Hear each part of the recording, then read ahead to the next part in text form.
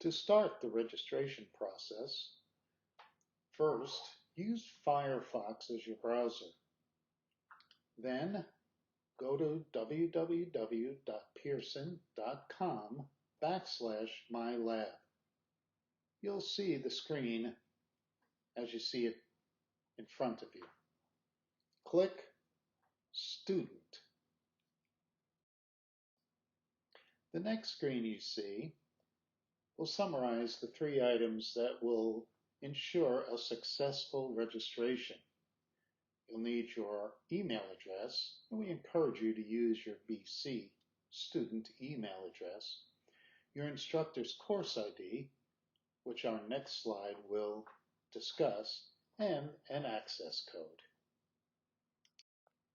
The instructor code that you'll need to register is a code that will start with the word Broward and be followed by 5 numbers. You may have received this code in your syllabus or at the first time your class met. If you are unsure what this code is, please contact your local ASC center. This screen asks you if you're ready to register, and you'll have to place that course ID, that instructor code, into the space provided. When you've completed that, just click Continue. This next screen will ask for you to create a new Pearson account. Now, if you have already created an account in the MyLab Mastering platform, then do not create another account, just put in those credentials. But for the majority of you, you will be creating a new account.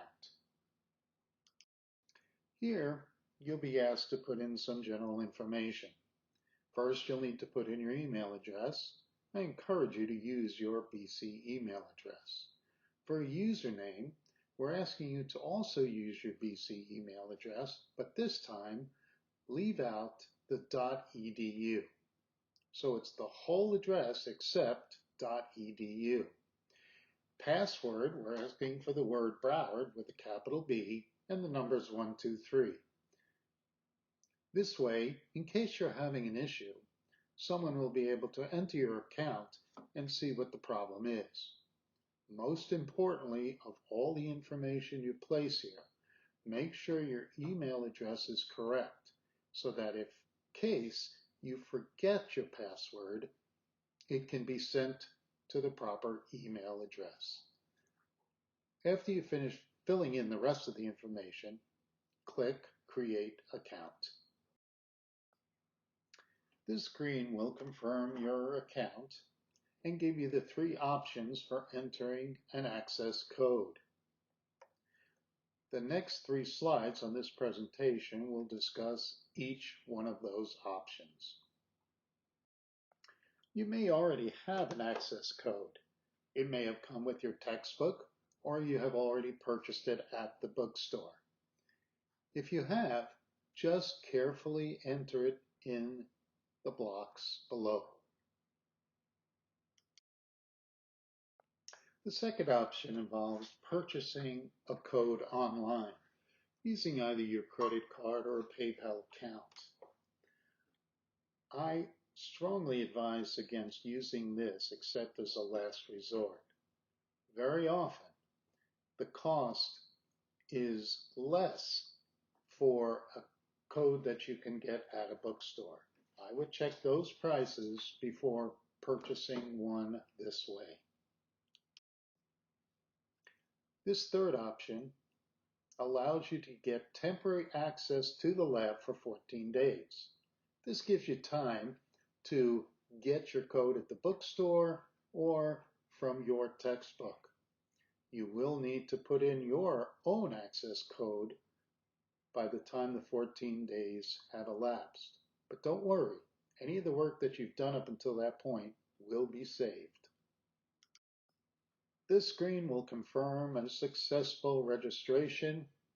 You may want to keep a copy of this for your records.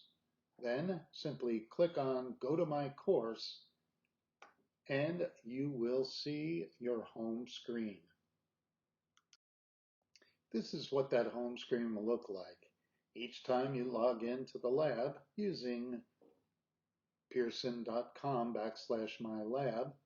After you put in your credentials, you'll see this screen, which will list any of the courses that you're taking with the MyLab Mastering platform.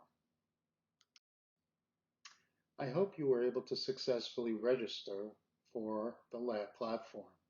If you did have any issues or you have some questions, feel free to contact Mark Sonnenfeld at mark.sonnenfeld@pearson.com or contact your campus ASC.